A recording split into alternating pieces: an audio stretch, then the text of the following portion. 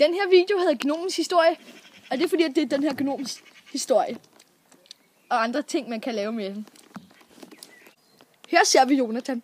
Han er en gnom. Der er meget få ting, han er skabt til her i livet. En af de ting, det er for eksempel at danse.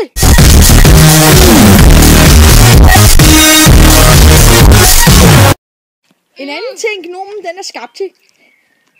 Her påpeger jeg, at jeg siger den. Det er, at den kan spise tørre, ukogte nudler. Her ser vi gnomen gøre et forsøg på en af sine yndlingsinteresser. Nej, hvor er det kunstfærdigt. Det er kun meget kunstfærdigt udført. Her ser vi gnomen. Og en af de sidste ting, som gnomen er skabt til her i livet, det er at være sat til salg på en auktion. Okay, hører jeg nogen byde på 1 øre? Hvad så med 2 øre? Måske 5 øre? Hvad så med en eurocent? Hører jeg nogen på 2 eurocent?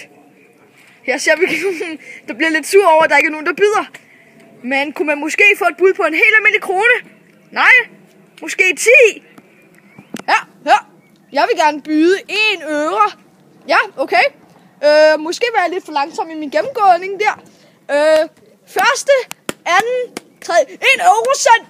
Okay, vi hører nu et bud på 1 eurocent. Og her ser vi gnomen, som bliver lidt i et bedre humør, når folk begynder at byde. Og jeg vil gerne byde 1 million pund.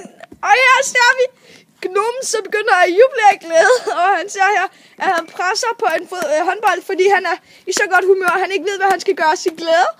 Okay, første, anden, tredje hammerslag. Solgt til herren herovre for 1 million pund.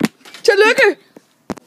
Hvis der er nogen, der har tænkt sig at byde højere på gnomen, kan man skrive i kommentaren.